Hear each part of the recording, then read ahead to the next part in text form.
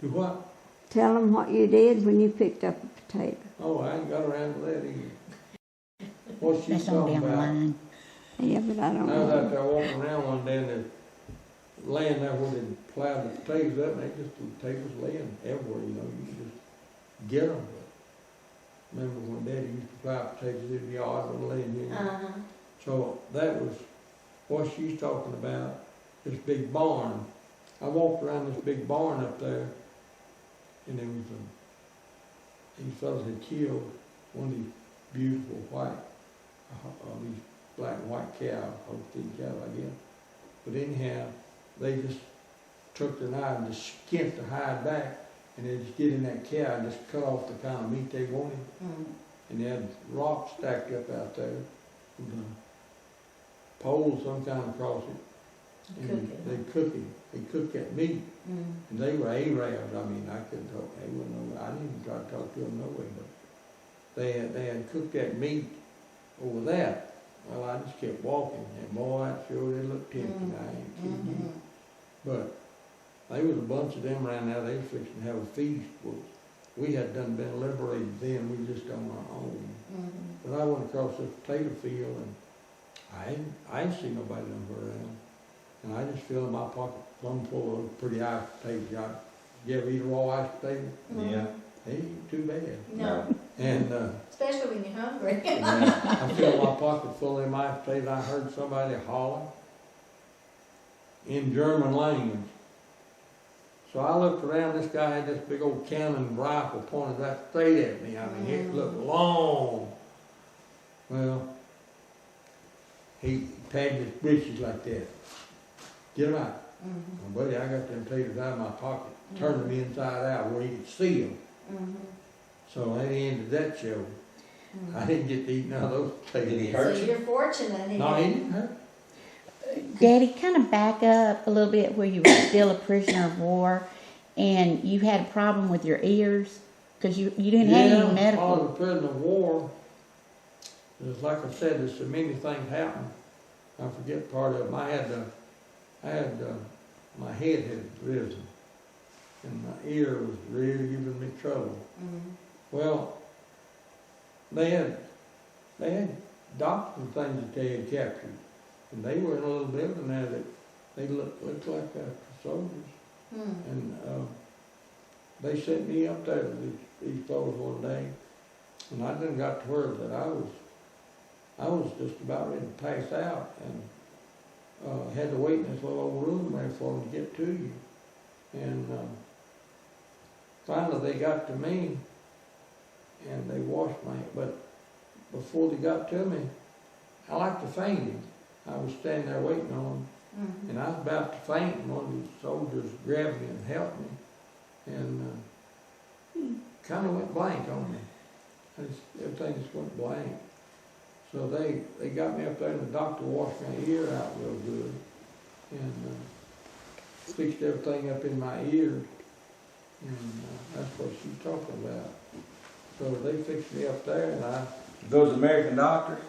and he's an American doctor, but he was a prisoner of war too. But they just put them kind of to look after us. And you didn't go to a fancy place, sit down in fancy chairs. You stood up against the wall. You didn't have anywhere to bathe or have any hygiene or anything like that, did you? No, I think what she's getting at, we didn't, the bathrooms that we had when we were prisoner of war, I have to skip around a little bit, they remind me of this stuff. We had outdoor toilets, and about 10 or 15 stools where you sit down on, and that's all we had for a toilet. And about once a week, this man would come by in this wagon pulled by horses, and he had a pump on that thing. He'd pump that stuff out and carry it and put it on their field. They don't have fertilizer over there like we have here. They may now, but that's rich land over there because they pumped out all that stuff and spread it across the fields. And there's so many little things I may forget part of it, but Well, she was talking about the hygiene, your baby bath water, such as that. You didn't have. no, we didn't have nothing. On water we had was a half-inch pipe run across a brick wall inside the building, had a little hole about like a water sprinkler. And about 4 or 5 o'clock in the evening, that water just started coming out of them little holes that just been bored in them pipe. And it'd shoot up about that high for about an hour, then that water would disappear. We didn't have nothing there. No wash rags, no soap, no nothing. And she didn't want me to tell you this. You don't have to write it down. I'm gonna warn you before you write it. All right. We didn't have a bath in 104 days. Well, we had on the same clothes, same undershirts and everything. So about once a week, we pull them shirts off and take papers and singe the lice off of us. We just had body lice. And there's no soap, no rags, no nothing. You didn't have nothing. If it had been cold, you couldn't use it. So you just had a fire, so just set a piece of paper on fire and get burn the lice off of We it? set the newspaper on fire like Mama used to swing the chicken Yeah. and hold our undershirts out, t-shirts, and just burn them and old bugs would fall off dead. And we'd shake it good and put them right back on. That went on for 104 days. It's a wonder you didn't get all kinds of diseases, huh? And if I'd stayed there another month, I'd been wearing wooden shoes. That's what they give you when you wore your regular shoes out. Really? Give you a pair of wooden shoes. And I don't know. They was 3 or 4 guys around there had a little band. I don't know why they done that. Had a little band they played. I don't know where they got their guitars and things at. Stole them like you did that bicycle, I guess. I thought you did. You ain't got that story yet, have you? No, I was like I said, they got. That was after you were liberated. After we were liberated, they carried us back to this big building and put us in this. It's about 5 stories high, and the Germans, that was their headquarters. In the basement, they kept their snow white gowns and everything. I mean, it was Linen. perfect linen, and they had these little bunks in all these rooms. There's 3 of us boys in one room, and every night we go down in that basement and get us one of those white gowns like a doctor would wear, and we put them suckers on and go to bed. And that, well, the next morning we'd take them and just cram them in a hole somewhere we didn't need them. Next day we'd go down there and get us another white one. Stay Now, there. this was still no bathing or anything. It's what? No bathing? No bathing. No. You just had it, at least you had on something clean to sleep in.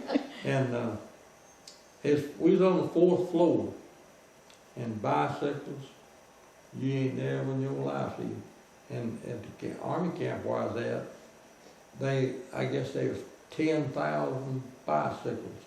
They'd go to these little old towns, and they tore the fence down after the Russians liberated us, the cavalry. The cavalry liberated us, and these guys just tore the fence down, big tall fence.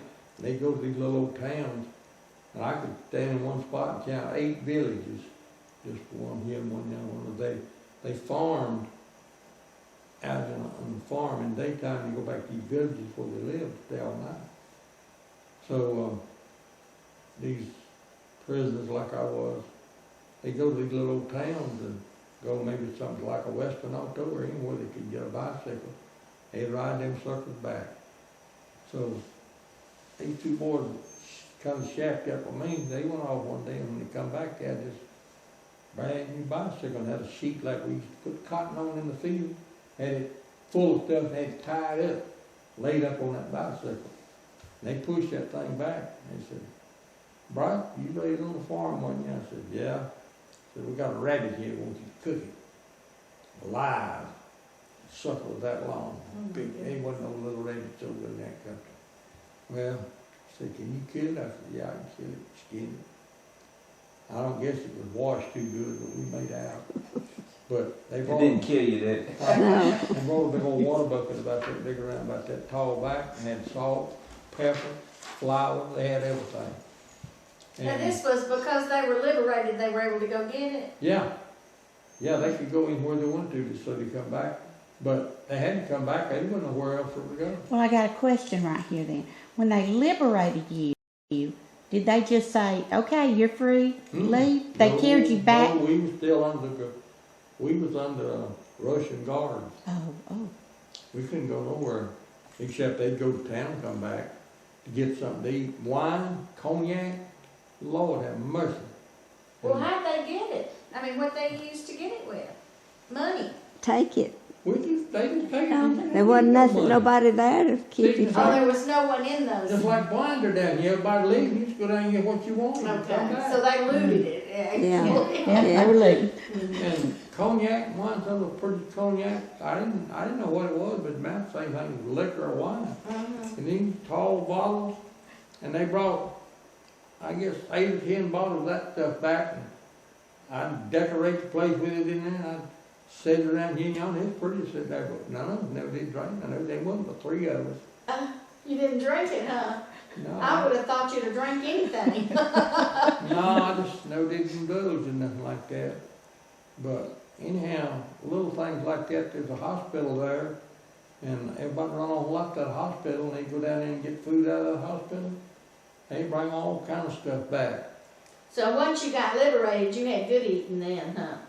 Yeah, we were living pretty high on the hog. But anyhow, this one particular boy went downstairs one day, and he found him a nice bicycle down there. I mean, really a nice one. And he rolled it up 4 flights of steps. Every time he wanted to ride, he'd roll it up and roll it back. And there was a dirt yard down there where they play basketball or something. And just full of Russian people, Germans and everything else. I don't know where they all come from. But anyhow, I told him one day, I said, I'm going to take your bicycle down and ride it a little bit. He said, help yourself. Well, I took it down, but I didn't bring it back. While I was riding that bicycle, this old German guard, a Russian guard, he had a girlfriend down there. And he was carrying a big long rifle, which we was under the Russian guards. And I couldn't understand him, but I knew what he meant. And he wanted to put his girlfriend on that thing and ride it. Well, he did. And I walked out to the edge of the ballpark, and I looked back, and he was still riding that girl. I went back up there, and I said, you just ought to see where your bicycle's at. Looked out the 4th window, I said, you see that soldier yonder with that pretty girl on the back of it? I said, now if you want that bicycle, you go down and get it. He said, I don't want it more. He had that big long rifle. But we, How did you know when you were liberated, even though they were Russians liberated? well, we knew it. We woke up one morning, all the Germans dead laying around here and yonder, and they told us. You see what it was, the Americans was over here, and the Russians was over here, and they kept closing in on them. Well, there was a map on our wall in there where we stayed in that big building, and every morning this German guard would come through and move these little thumbtacks, showing how, and it was wide when we first got there, and they just moved them in a line. They just kept coming down, they got close together, and that was it. They just moved them thumbtacks, and they told us that we had been freed from being a prisoner, and they had to look after us. But what happened, the Americans come to get us, but what took place, if there was 20 of us got on that truck, they brought 20 German soldiers back in replacement of they So it was like an exchange. They changed. And we go back to the Americans' side, and they come back up to the German side. But still, they were prisoners of war of Russia. Russia. And that's the way it went. So they swapped everything out like that. And I don't know, it's just so much fun. So finally you got swapped, is that how? Yeah, we got swapped, and we went back to the where the Americans was, and they made us pull all of our clothes off, and they burnt them, made us take a good bath, and then the next thing, it comes supper time. We went in this chow hall to eat supper, and you had to slice your own bread in the army, it didn't come sliced. And there's bread there sliced off about that thick, and I thought it was pound cake. And I was eating, I said, man, this is the best pound cake I ever eaten in my life. Old soldier looked at me and said, Bryant, that ain't pound cake. I said, that's loaf bread. You're gonna get that every day, huh? So, that was a surprise to me, it was so pretty. But, there's little bitty things that I can think of after y'all gone that I couldn't think of now. But. it So was- you got a good meal then? Oh, I mean, yeah, let's say we lunch at we least. eat all we But wanted. now, was that right in Frankfurt, right outside Frankfurt Creek where you released? Starlight B was right outside of Frankfurt, right? No, it wasn't nowhere around Frankfurt, it was just out of Berlin. Oh, See, we left Frankfurt and marched 2 days and nights towards Berlin. You might have to change a little. But anyhow, we was close to Berlin when we was released as prisoner of war. And we never did see Frankfurt anymore. If I messed you up somewhere down the line. no, But we never did come back through Frankfurt. We went through there going up, and they told us we was about 40 miles south of Berlin, because the American airplanes would go over, and when they bombed Berlin, they'd shake our barracks just like that. Because it couldn't have been too far. But and the way they fertilized their land over there, this didn't have nothing to do with us being a prisoner, but they take this manure and stuff out of these horse barns and everything, and load on these wagons. You go right out in the middle of the field and just pile it up. They had the wagons fixed where they could kind of open them up and stuff would fall out. Well, here we use dump trucks and bulldozers to make a pile of dirt. Well, they had that to where they could just start down here and drive up on top of it and unload it and go down on the other side. Big wagons and big horses. And then after it stayed there about a week or two, it go through a heat, then they would come and haul that stuff and spread it over the field. They don't buy fertilizer over there. And that's how come their land's so rich. They ain't waste nothing.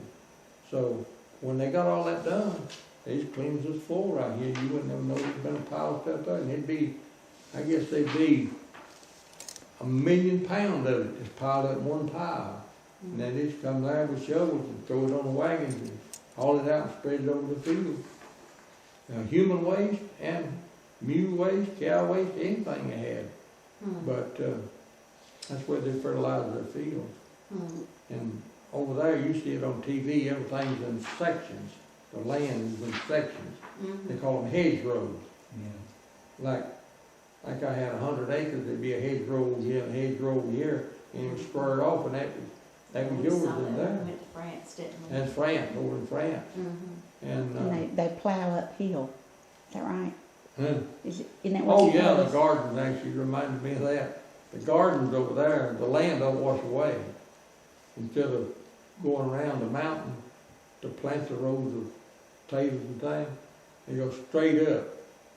And as far as the old mules had to pull a plow up that mountain, but it go up like that, and then they plow coming back. Long before you got to come home. I mean, once.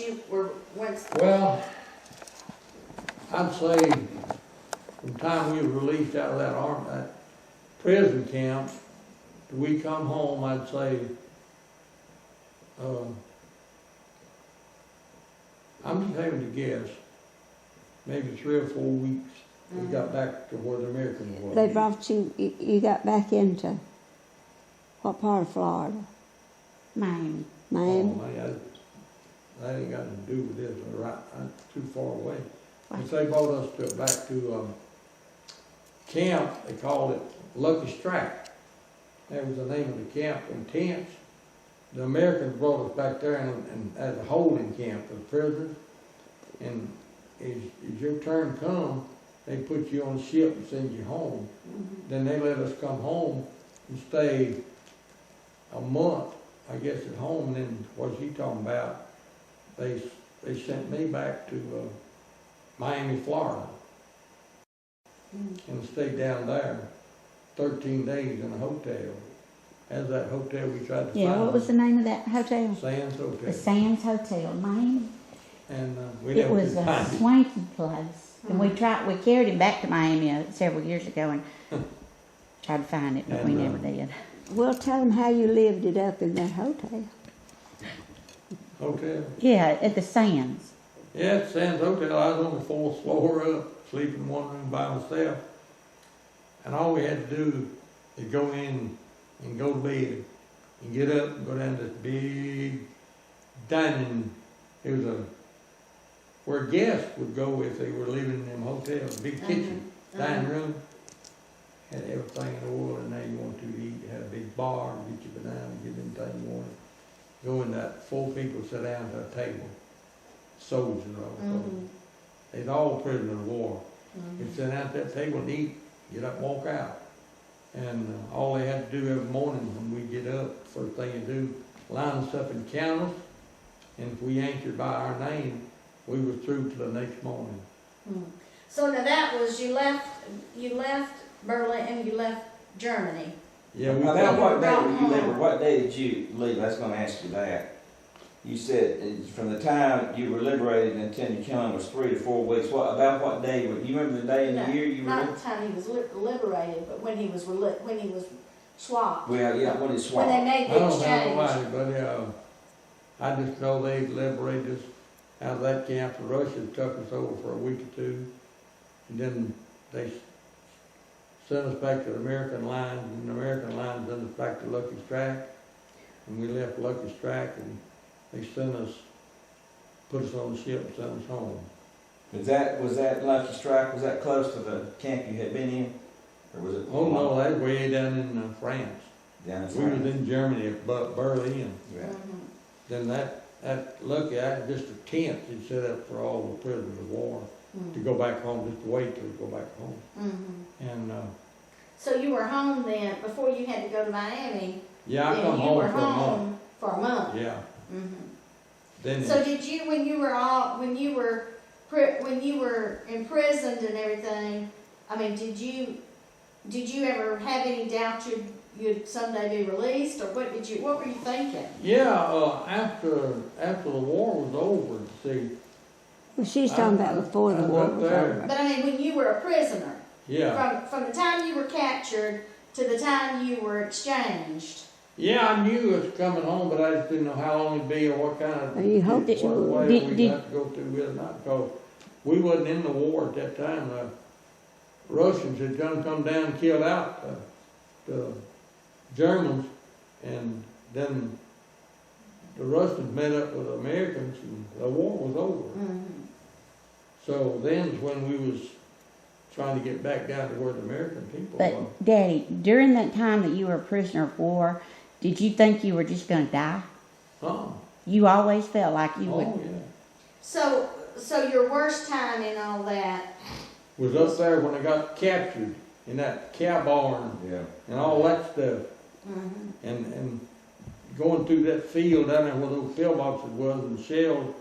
Well, it just make it plain, say you was a Russian up here in Houston, and the Americans down yonder in Winder, and they were all shooting these big 100-pound shells, that big, lobbing them over, and we was down about John's barbecue. That's about where the pillboxes were. It's a good example. And we was right in the middle of them, trying to dodge them things, and that's where the ground was froze so hard. It'd get 10 below zero over there. And it's like I said, them shells, if you ain't never been in the army. No, I was not. All right, those shells, the kind we had, some of those shells that they shot over there would weigh, I guess, 500 or 600 pounds, and they'd shoot 20 miles.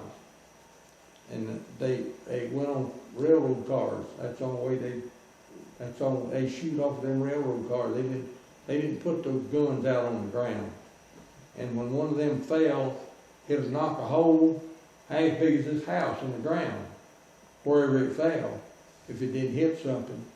And when they lobbed one of them rifles out, you know something's fixing to tear up. Hmm. And they carried those guns around on a railroad car. But the kind I took my training in, and they shoot 8 miles as far as they shoot. But they had what they call a time capsule on the end of them shells. It was round, and you had numbers on them, and you could set that. They knew how long it would take that shell to go 8 miles, and they could time that thing to where it would bust 10 foot before it hit the ground, and it just splatter. Just if you just have to be laying down or standing up, either one, you didn't have a chance. Hmm. It's just like busting the egg right up here, and if you was under it, it'd just come right down on you. And them shells never did hit the ground. Some of them did, but they had them timed, those numbers on them, and they timed them. And when they get about 5 foot or maybe 10 foot off the ground, they explode. Mhm. Travel just go everywhere. And that's the way it. And the ground was so hard, if it hit the ground, it wouldn't make too much difference. Hmm. But there's a lot that I know I've missed, and I can see it happening, but I just can't get around to telling it all. Yeah, well, The lieutenant that was in charge of us, he tried to pacify us soldiers all he could. We done a lot of marching at night, and that scared you to death. You didn't know where them suckers was. They got a loaf right out of a tree on top of it. mhm. And we went into these woods one night, and it was sleeting and snowing and a freezing rain. And it must have been cold, cold, cold. Well, we run the Germans out, and they left. And they always leave a German or two behind. If they got a pop shot in one of us, he'd shoot us. He'd be behind. And he'd just take a chance on catching up with the crowd if he could. But like they'd leave Dave up here at Houston, and the main crowd would pull out. Well, we'd be parked right here, and he'd try to come down through there by himself and pop off one of us. Well, one of them, he didn't make it one night, about sundown. We was digging a hole to get in, and me and this other guy was the closest one to him digging a hole. We didn't know he was down there, but everybody seen him, and everybody got shooting at him. We see him, he was running, and I guess there's 50, 75 soldiers shooting at that one man, and no telling who got him. We was all shooting. We could see him running, but he went down, and it was cold, and he laid there all night, and he called the medics, you know, like the medics, he called, Medoff, he called for the Medoff all night to come get him. Nobody go down there, you didn't know whether he put no fake or not. So he hollered all night, about 2 or 3 o'clock in the morning, he quit hollering. And me and this guy was the first 2 guys on guard. We had to stand guard up there. And he was still hollering Medoffs when, I don't know whether we slept in or not, but we down in that hole, freezing to death. But next morning, the guys went down there and he was dead. And he had 2 bullet holes right through here. You can see, I saw him. So y'all were just, nobody would go to him because you knew No, you'd get shot. You know, once he's putting on a fake, he can shoot you. Mhm.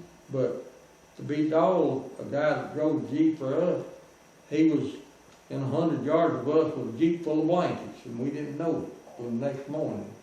There he sat up there with all them blankets, and us down there with an overcoat and a steel helmet on, freezing to death, and it about 10 below 0. But we didn't know he was up there, but you couldn't wrap up in a blanket to do How that. did you keep from getting frostbite in your feet and your hands? My feet never was frostbitten. Those guys, a lot of them were, and they just stayed out in the field so long till they didn't have no way to warm in their feet, and they just lose their feet. They have to cut them off. Mhm. But I was lucky enough that I never did have no frostbite feet, but a lot of them did. In another instance, we was out one night in the woods and marching, we had to hold each other's backpack to keep up with each other, to know whether, you know, just like a row of ants. And you couldn't go nowhere without you holding somebody's back, know where you're going. So we stopped there and the woods were light, and all of a sudden a rifle went off in our crowd. An old boy just put his rifle right on the middle of his foot there and just shot right through the middle of his foot to keep from going any further. Yeah, he done that on purpose. And he had to go back to the back of the line. But when they doctored that foot up and got him well, maybe it took a week or two, he had to come right back the same trail. He's right back up on the front line again. They sent him back to I call it the outpost hospital, like my brother worked in. And he had to go back, and he might not have made it. But if he'd went on with us, he might have lived. But while we was on the front lines, we was out one day walking along, and we was right up on the front lines, and this tank was sitting there and just shot all to pieces. And there was 4 dead soldiers. Well, somebody had a lot of hay over there, and this hay was about this thick, like this rug, and they had 4 soldiers laying just like that. They was covered up all except their heads, and they had blankets covered up all over them, and they were dead in there too. And that's when we were replacing all that crowd, and there they were dead, just laying there. And that tank out there been shot all to pieces. Yeah, American tank.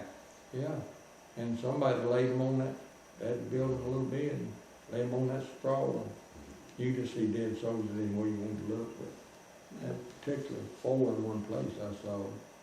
But Well, did, back home, did they know that you had been captured? no, they thought I was dead. Okay. See, they give us little envelopes, and when you wrote on them and folded them over, it made an envelope. And we write a letter home every day. They give us one of them. And we write a letter in there, we're okay. We couldn't tell them we was prisoner of war, but we just say, okay. They never even received one of them. And So they never mailed them, huh? I guess. no, they didn't mail them. Uh-huh. Well, somebody told us there when they said they're not mailing these things. So they're not going to. See, they'd censor every one of them. And I never did write nothing that give away any information. And when we got captured, they carried us in this building, and there was a German soldier in there, and he could speak good English. He'd interview us, and he asked me, he said, "What's your captain's name?" And the best I can remember, I'd tell him. And he said, he knew how many soldiers was in my squad and everything. And he knew more than I did. He was supposed to. Huh? He was supposed to. And him a German soldier? Oh, I thought you said it was He was yours. a German soldier. No. But It was after his they had asked capture. us all kind of questions, said, how many of these soldiers are there back there coming this way? I said, sir, I don't know. I said, I'm just like your guys, I'm just up here fighting. He said, I know how many they are. They knew these things. And finally then they bring another guy in there and they probably get a different tale from him. But anyhow, we was going across this field one night, and this German soldier was in charge of us. We were leading out through the field, following him. And they'd shoot these flares up, way up down here, just light up the sky. He'd make us lay down flat on the ground. And we'd have to lay down. And we'd go a little piece further, and he'd go another one of them things up. And they just light up just like you lit up a lamp. You could see anything on the ground. So we finally got back. And one guy, he was wounded. We had to drag that fellow. We drug him and best we could and followed along. I don't know. I kind of puzzled my mind what happened then, but anyhow, we went to where we were supposed to go. But I don't know, it's just a lot of little bitty things you forget, but most of them you remember. So, so when you, I mean, I'm just interested to know, when you came back home then, what was the reaction? Because everybody thought you were dead. Well, what happened, we had an old mailman here, we lived on Houston right there, his name was Mutt Stone. Mutt Stone. Stone. That was the mailman. And he'd come by and say, Mr. Bryant, no letter from your son today. Well, he come by there one day, and he rolled up in the yard and said, Mr. Bryant, I got a letter from your son. Now he took his time out to come from Houston from the mailbox down here to bring him that letter. And says he's okay. And I'm sure they He must accepted have it. made it. Well, now the first one they got, you were missing in action. Well, of course, that happened. Yeah, so they did know you were missing. They They didn't know I was dead or just It's, where I was that at. you were missing, so Yeah, I that was would be, missing. yeah. But when he wrote that letter back down here and gave it to them, they knew I was alive. And it took me, I guess, a month or more than that to get back from, I guess 2 months, to get back and work my way all the way around and get back home. But they all met down at Dad's house right down here. I could walk from here down there in 5 minutes, I guess. But there was a bunch of my people met down there, and one of my cousins, he said, now I tell you, said, now there's a lot of guys comes out from over and tells y'all weird tales that nothing ever did happen. They wouldn't tell you the truth about it, they just make up something. How bad it was and all. They said, when that jig gets you, if he tells you something, said it's true. Well, I couldn't make up nothing to tell them. I mean, they make up something bad, you know, and tell them what all they've been through. You know. But I was talking to a guy that had an uncle over in World War II in Japan, and he was a prisoner of war, and they tied a bum around his arm and give him a key. And they wanted him to carry something, walking over to another place. I don't know how far it was. But he said that he had the key in his hand, he could unlock that thing. But he said, they told him that if you unlock that thing, you had it. It'd blow up. He said he didn't unlock it. He carried it over there and gave it to the other man, and he unlocked it, and there was nothing to it. It's just fake. But, you know, and they cut your tongue out over there. They cut you. They do any over in Japan. They done all kind of mean things. But in Germany, I don't know. They might have done some pretty bad things over there. But I reckon I was lucky enough, you know, a bunch of good ones. Well, how long? You stayed here for a while, then you had to go back to the Sands Hotel in Miami, right? Yeah, How long did you stay down there? 13 days. Then I went. So I stayed 13 days there. And to beat it all, it was a hurricane coming. And it was right on us. Well, they had this big hotel out there we could nobody in. And we had to catch a train we had to catch a train that evening. That hurricane was coming, I'd say just down the road a piece. And that's when it blows everything away down there. So we was all in this lobby of the hotel, and there was a big truck, bus or something waiting on us out there to get on it to go up to the train station. And somewhere up there to get a train. And we, well, they called you by name.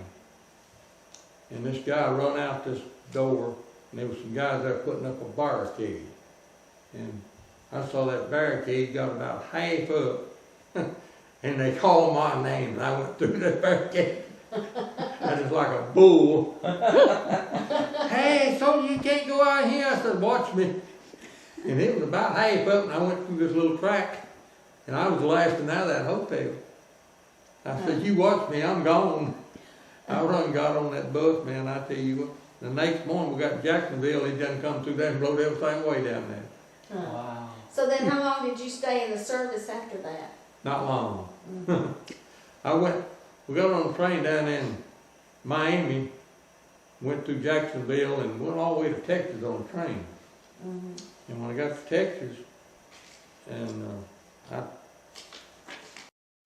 was out there about, I don't know, we had to go out in the field and do our daily things out in the field with young soldiers that never had been nowhere. And we had some fun out of them. They didn't know that we was prisoners of war and all this, that, and the other. So, What base was that in Texas that you went to?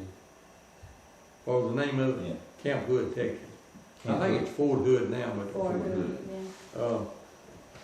anyhow, they take us out and set us under a shade tree, about 20 or 30 here and some over there.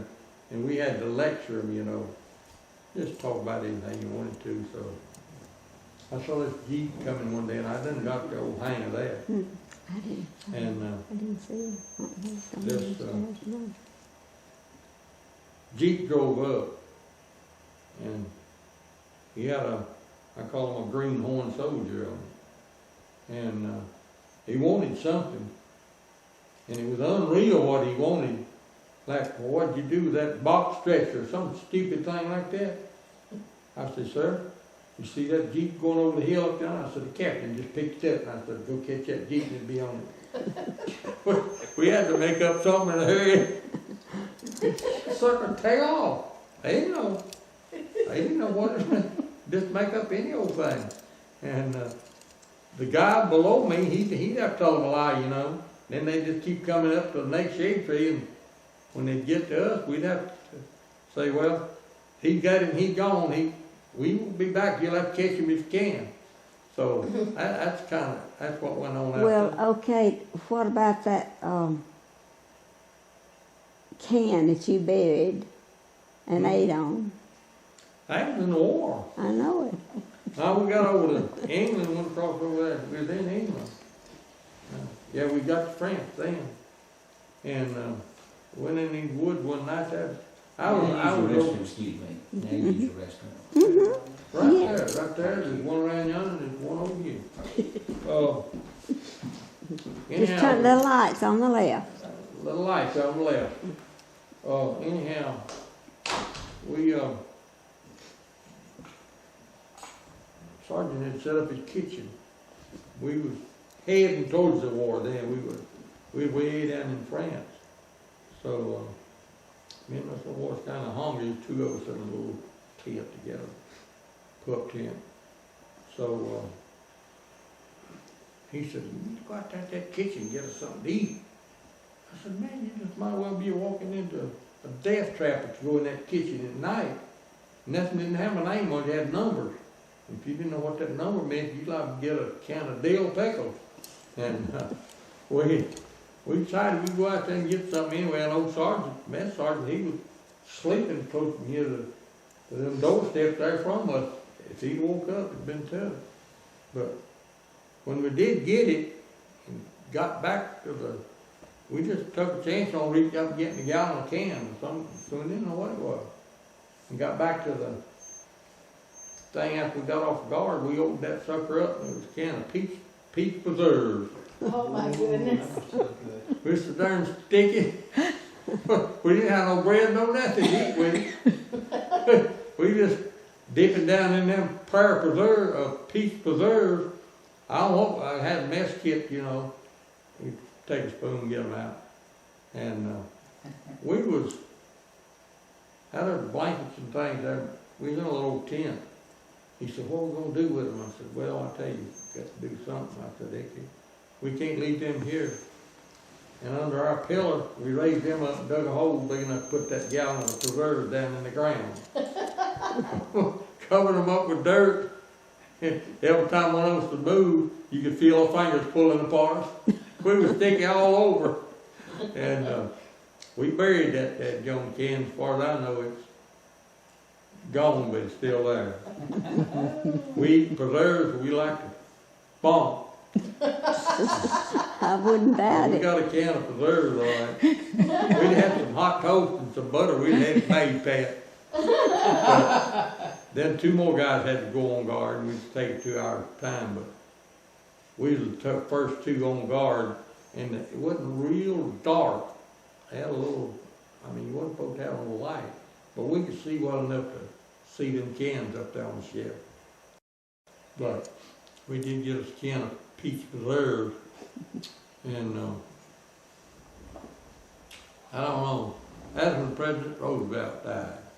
We was right there in that spot when he died. We got the news. And I don't know. Well, when you think about your experiences and you think about where we are today, what's the saddest thing to you?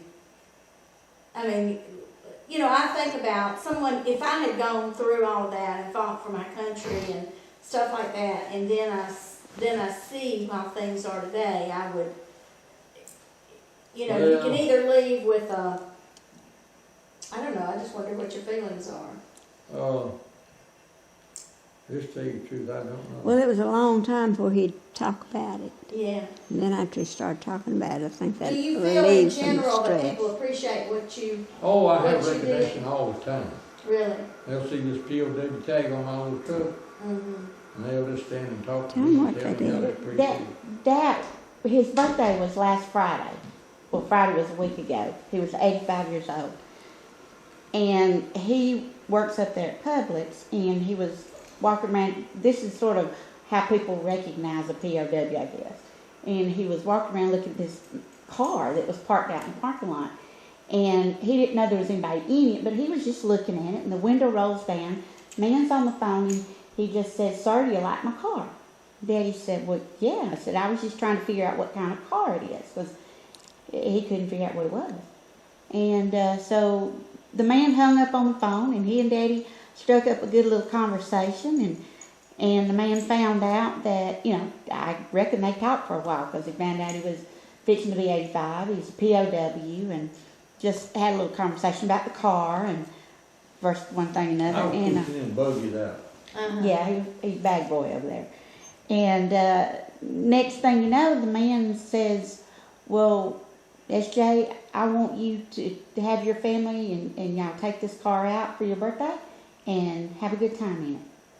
First, he wanted me to drive it right then. He wanted you to drive it then, didn't he? I said, "No, I'm on the clock, man."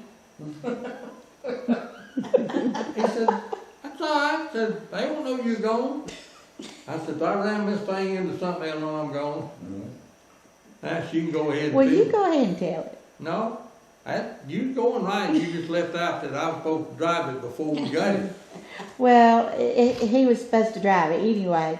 To kind of make a long story shorter, the man ended up telling me, says, "Now, SJ, you call me on Thursday and we'll set up a time to make a switch with cars. You take my car, I'll take your car." Oh, thanks. Well, he gave Daddy a car, business card. He lives over in Chateau Elan, financial planner guy, and some other business things he has. And so that was pretty much it. We just thought, yeah, this is a man who just sort of talking, Pulling my leg. pulling Daddy's leg. Well, was it Thursday afternoon then? The man calls Daddy here at home. And Yeah, I he had says, called him. he said, "SJ, we need to set up a time to switch out cars." So what they did, the man brought his car over to Publix parking lot on Friday morning, took Daddy's car, and left that car there. Well, they switched out driver's license, made copies of the driver's license. And when I come home Friday afternoon from school, I come back around this way. Mother said, "You need to come by and see what's in our yard." It was a $200,000 Bentley sitting in. You got a Oh, picture Lord, of it, thank Daddy? Yeah. Yeah, sitting right in there. I got a picture of it. So did you drive it? Yes, Did you go out to dinner? He drove Out it to from my house. Publix. And then when Darrell got home, we all got together. They live in Smyrna. So we took that thing out to Smyrna, my husband. And yeah, we drove that thing out there. We took him out in that thing. It was the nicest car. We had all kinds of people staring at us. And kept it overnight. It stayed under his carport overnight, Friday night. Then Darrell and I took it back up to Publix Saturday morning and met the guy and swapped it out. And he says, y'all just keep it and drive it a while if you want to. So I don't need it. I got 2 more. So I don't need to drive this. He said, I got 2 more cars. Why don't you just give it to me? And he said, anytime I couldn't pay the tax y'all on it. want to borrow this car for anything, you just call me up and it's yours. Now this is a total perfect stranger. And I said, what possesses a person to turn over a $200,000 car to an 85-year-old man, total stranger, never met him before? He said, well, I had a conversation with your daddy. I knew right off the bat he was a good man, he was a nice man, and he was a POW. And he deserved something. So he did. He gave it to him for the weekend. That Bentley's some car, isn't it? I never have driven one, but they Oh, tell me I it's- drove that. They drove We it. all drove it. We all drove it. Yeah. It was some more nice car. Yeah. But I think what I was more It involved had with so was many not so much buttons. car. Well, it's a nice yeah. car. But the fact that this total stranger turns a car over to, Well, even if you know, yeah. and says he thought Daddy was gonna be the one driving it. Yeah. When you Well, told me I he did. was Mary on it, I said, Well, it don't something not sound Yeah, right. like, did you steal that car? yeah, we're gonna end up in Atlanta and, be pulled over having a stolen car or, We made sure the insurance card was in So the, good. But I just thought that was the neatest thing that this When man. Darrell and Pat got back over there with it, he said, he said, I told your daddy that I drive his car, and said, what kind of car you driving? I said, Cadillac. He said, I was not flat. well, I I told told him, I you. said, bad boys have to work real hard and long hours. He said, I couldn't imagine a guy toting out groceries to drive a Cadillac. Well, you're told Well, you had to drive. it was, I told him, I said, I didn't make that money toting out groceries. Yeah. Well, what kind of work did you do after you came back from the military? What did you- For a year, we farmed. Then we went into public work. I worked in a furniture store where in Winder making bedroom suits. Worked for Manville, Was that Larry? retired from Manville. No, it was a furniture factory. it's not there anymore. It's Honey Winder. Well, Pat still got the bed that I bought $75 for 3 pieces down where I worked at. Wow. I do. It's in my basement Yeah, right okay. now. Well, so then, when did you meet Miss Kathleen? Oh, Lord. I don't know. 40 years later. Oh, But to get back to the furniture, I went from there. I was making 47 cents an hour, and I got a job over in Jefferson Cotton Mill, 75 cents an hour, and that was really good back in them days. Yeah. So I worked over there a long time, and then I went to John Manville over here at Winder. But you and Mother met when? After you came back Oh, from yeah, the war? see, she got a twin Before. sister, 1940. and They were right. my brother-in-law, we weren't married then. My brother-in-law That's and okay. her twin sister and her was in Jefferson. And somewhere or other, me and my brother-in-law, we were ripping around down there, and he wanted to go see his girlfriend, which is Caroline's sister. And she was with him, and I met her right there in the Lord. They were identical twins. So, They tried to fool me one day on that didn't work. We went to church over here on the Winder Highway one evening, going to go to a meeting over there. Church had started, we were sitting out there in the car, and some way or another, I had to get out and go to the restroom or something. I come back, they had put her sister up front, and Kathleen was back there with my brother-in-law. I said, get back there in the back where you belong. I said, you're not mine. They didn't think I'd catch it, but I did. But There's a lot of difference in us, though. then I went from Manville, I stayed there 12 years, retired, and I went to security guard and worked in some supermarkets, and I was security guard up around Gainesville and several places, and over at Lake Lanier. And He's even got a 401k finally, over at Publix. they didn't need me at Lake Lanier, so I come over here to Public Supermarket, and I like it over there. So you never, have stopped working? Oh, no. Yeah. I'm He just said that thinking- wasn't in Well, I his, was just wondering, some people retire and rest for a while and then go back. He, No, he he rested for a month. It was the month of December, and Mother was still working in the beauty shop, and Daddy retired from the mill. Is that right? no, Yeah, retired. he retired from the mill, and he stayed retired for a month. And you said, "Go to work, find yourself Yeah, a get job." out from under and my- he needed to do that. He couldn't stand being. That's when I got out and hunted a security job.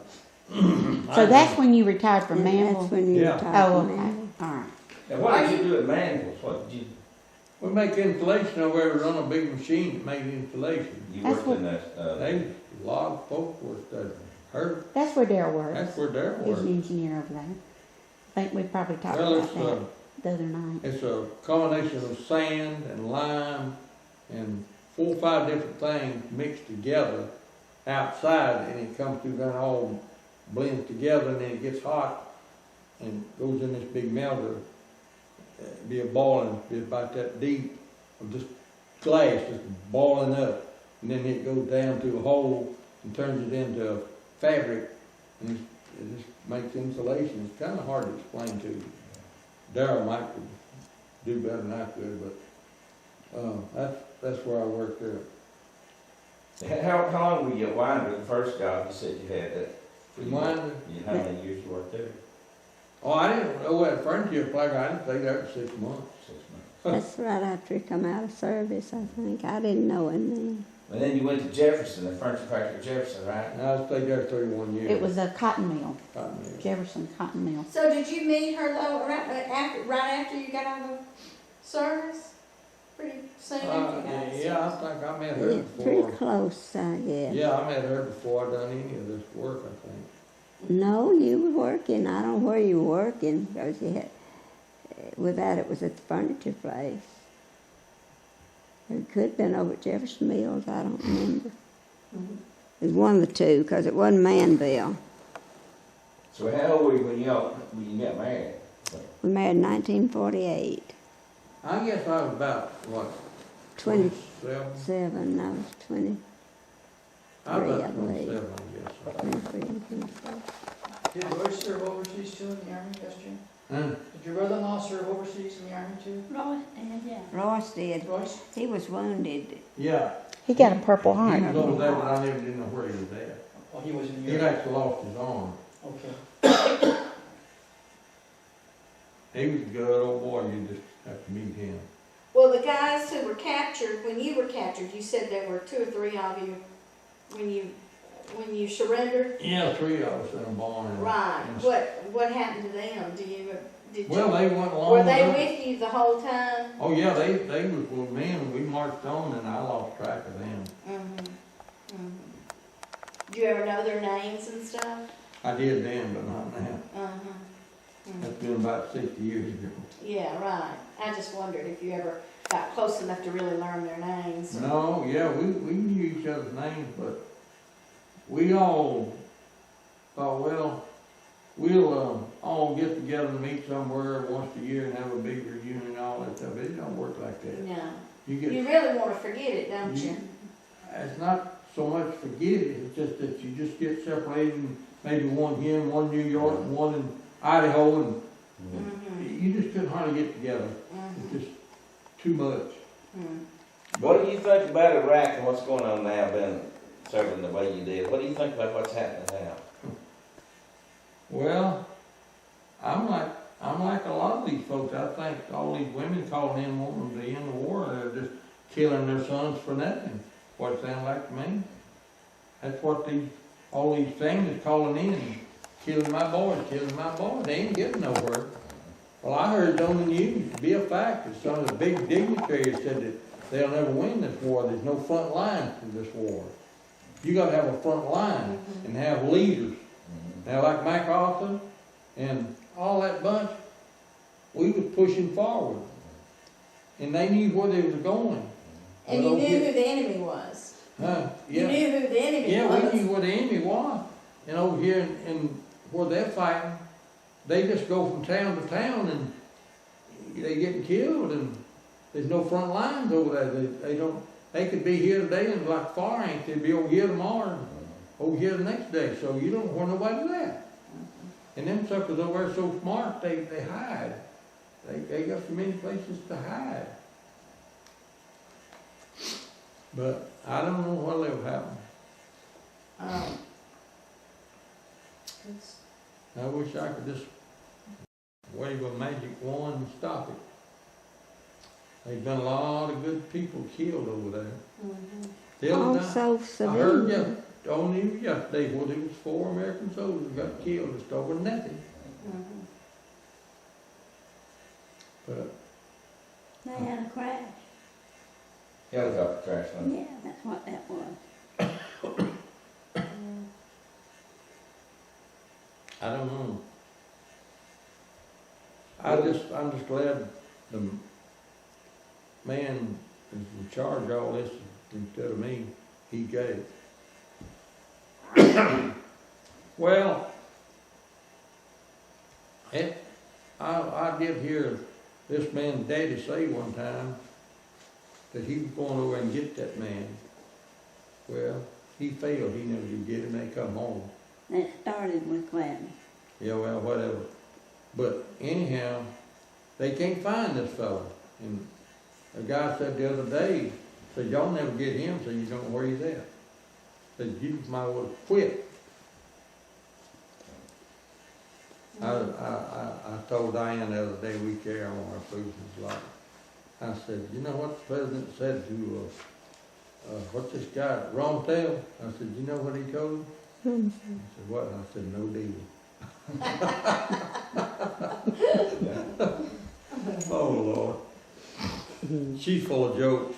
Do you mind us writing something up to put it in this paper about you, about this experience? No, I don't mind at all.